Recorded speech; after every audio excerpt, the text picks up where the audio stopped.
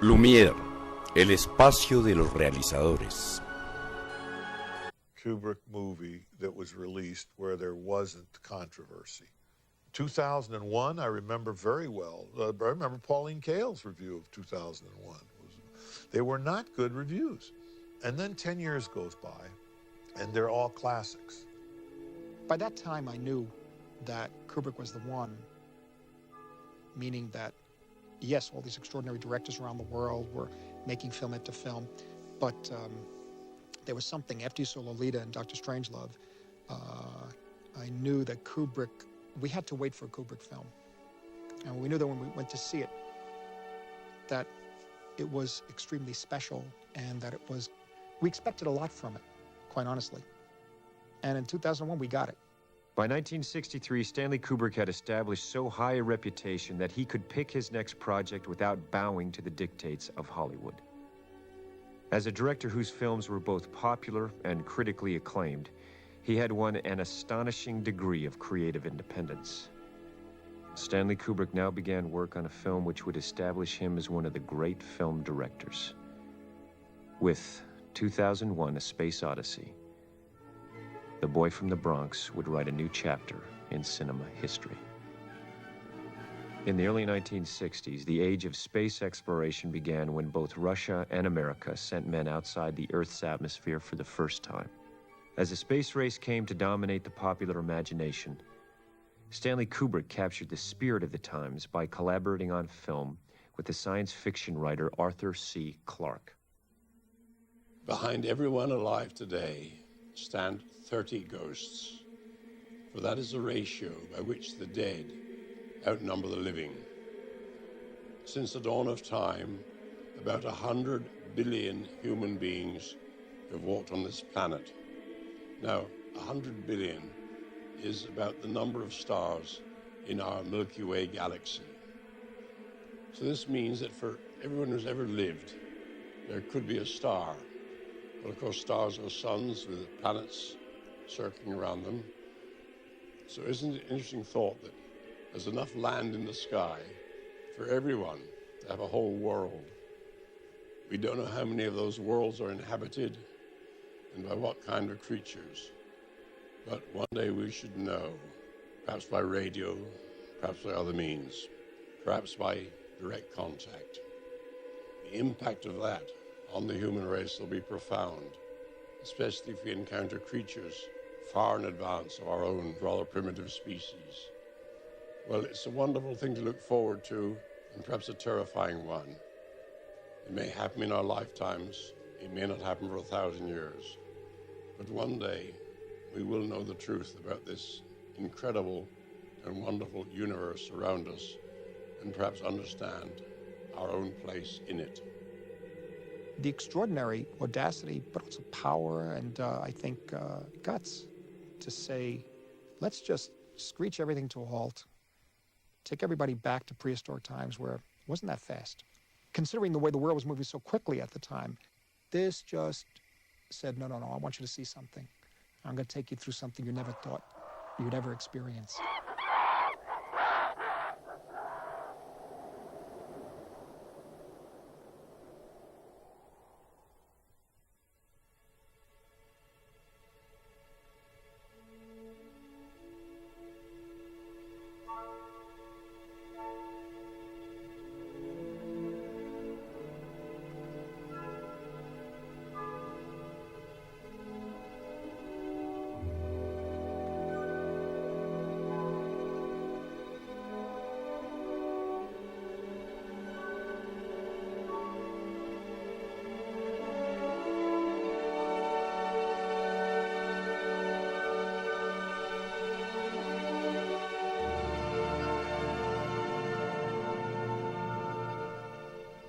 His way of making a film was to concentrate on 7 or 8, as he called them, non-submersible units. And what this meant was you had a very good chunk, you had another good chunk, and when you had got 6 good chunks, you were almost home with a movie. It would be easy to connect them. And you can see this principle operating, in particular, in 2001. where I believe that the bits don't quite fit on. And this is why there's a mystery about 2001. It's what still interests people. I just remember going to the theater and seeing the picture for the first time and feeling that it wasn't a movie. It was the first time that the motion picture form had been changed. It wasn't a documentary, and it wasn't a drama, and it wasn't really science fiction. It was more science eventuality.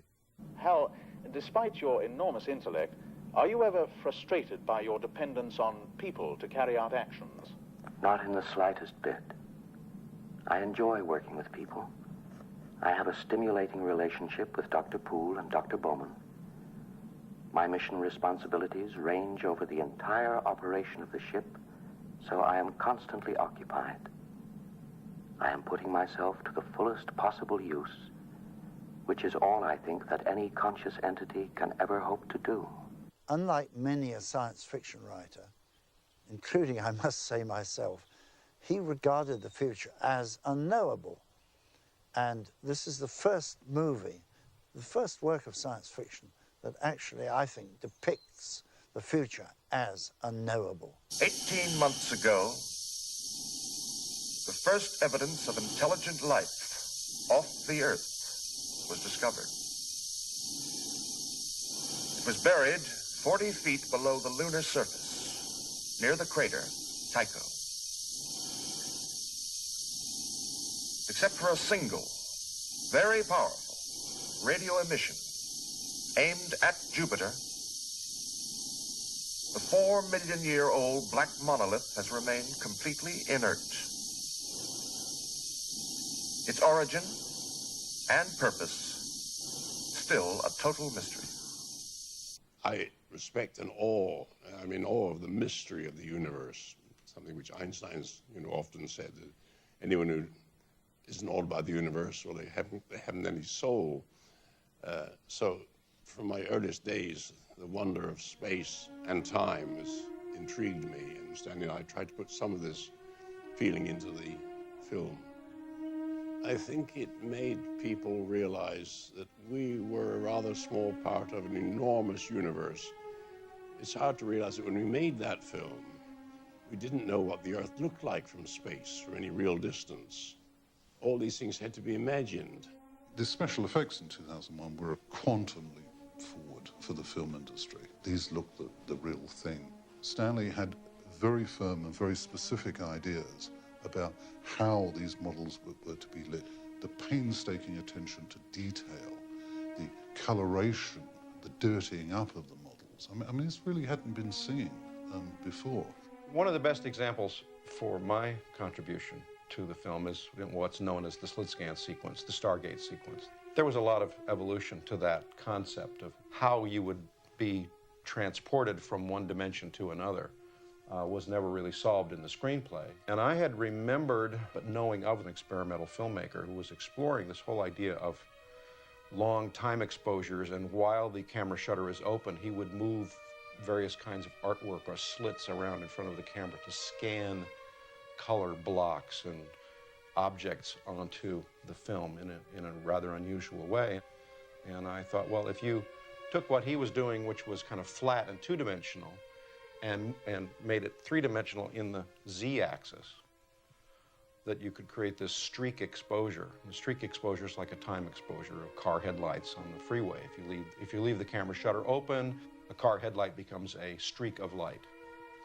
It occurred to me that there might be some way to apply that to the Stargate sequence. And I walked that minute down to Stanley's office. Stanley, I think this is the answer to the Stargate. And he looked at it and he said, I think you could be right. And he said, just do whatever you need to do. You have carte blanche to do it. And that's an example of my whole experience on 2001 was support from Stanley to explore, experiment, take risks, and produce something that was different. If you can imagine a giant Ferris wheel, and if you were to cover the Ferris wheel with a skin, on the inside edge of that skin, imagine the set being built, and imagine an endless hallway with things along the side. Well, that revolved. There's a scene where I come down a ladder and the other astronaut, Gary Lockwood, is eating apparently upside down because he's on the other side of the centrifuge. And it looks like I walk upside down to him. How that actually was done was that Gary had a hidden harness. He was upside down, so I came in right side up, and they just revolved Gary down to me, and I just walked in place. And there was this theme of constant rotating, rotating, rotating. The space station is rotating, the spacecraft is rotating, the Earth is rotating, everything's in orbit. And that established a style of intercuttable shots that ultimately later lent itself in Stanley's mind to the Strauss waltz.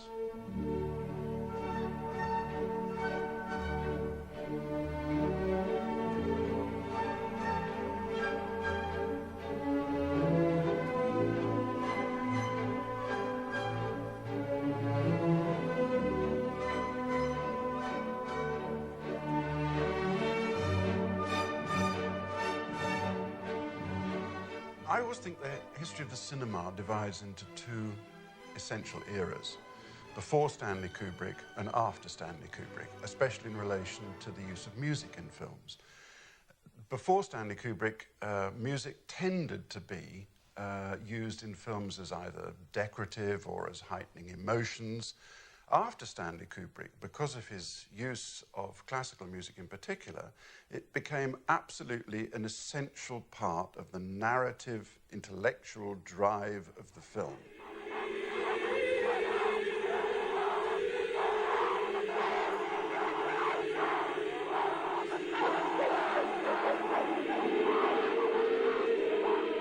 In the use of Ligeti's music, I actually knew that piece of Ligeti, and I remember seeing 2001 and thinking, I'm hearing things. This can't possibly be Ligeti in a Hollywood film, but sure enough it was. And of course, it makes the sequence utterly unforgettable.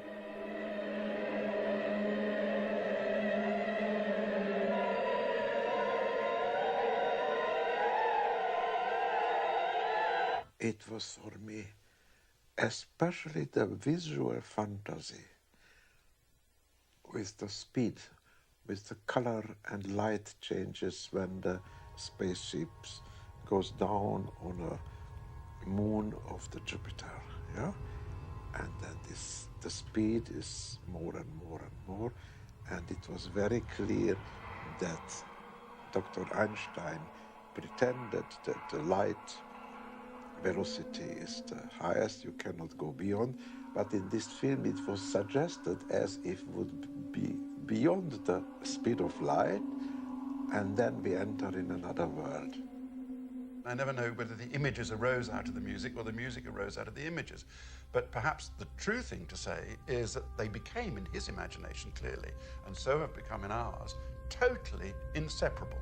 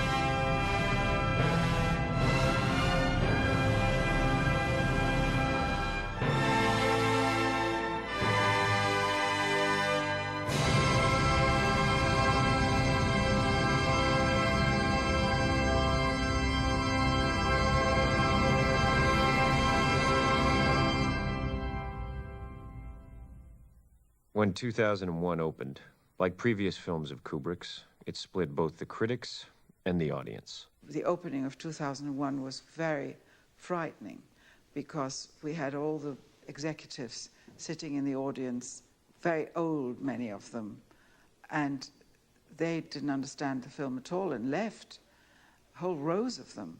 And we were panic-stricken. Then there was an enormous, catastrophic meeting in our hotel room. And Stanley was so upset he lost his voice. We were up all night. Next morning we went to this house, and Stanley was battling on in New York. And I sort of fell with clutching my handbag across my bed asleep because I hadn't slept all night, and woke up to the sounds of a DJ saying, "This is the most fantastic film," and the people are queuing around the block, and he was talking about 2001. And I was desperately trying to ring Stanley to tell him, some people like it enormously. You know, it was just the Blue Rinse Brigade that walked out. He told me that the first exhibitor screening of 2001 had, I believe he said, 241 walkouts. You know, this is, I'm sure he counted them too. When I first saw 2001, I didn't like it, and I was very disappointed. And then 3 or 4 months later, I was with some woman in California, and she was telling me what a wonderful film it was, and I went to see it again, and I liked it a lot more the second time I saw it. And then a couple of years later, I saw it again, and I thought, gee, this is really a sensational movie. And it was one of the few times in my life that I realized that the artist was much ahead of me. A lot of people didn't get it the first time round, and I'm really fond of quoting the MGM executive who said, well, that's the end of Stanley Kubrick. But I think now the message has got over, even though we didn't intend a message specifically. More, you know, Stanley wanted to create an experience, and if any message, perhaps people will get different messages from it according to their own individual philosophies and outlooks. 2001 received a National Catholic Award for its imaginative vision of man's creative encounter with the universe. Some turnaround for Kubrick, who had so upset the Catholic Legion of Decency with Lolita. 2001 also won an Academy Award for Best Visual Effects. As the film's director and designer, Kubrick received his only ever Oscar. It was that kind of process of personally taking possession of not only the people, the technology, the art, the craft of making movies. He was it. He embodied the whole thing, and he invited actors, cinematographers, production designers to come into his family and collaborate with him, which for some people was difficult.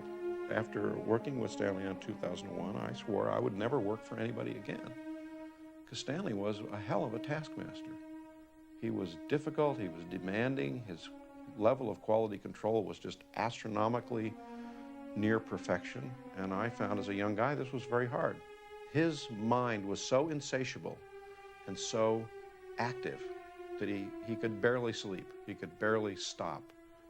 I saw that Stanley Kubrick worked and lived his work 7 days a week, almost 24 hours a day. And I think probably he had a hard time keeping up with his own intellect.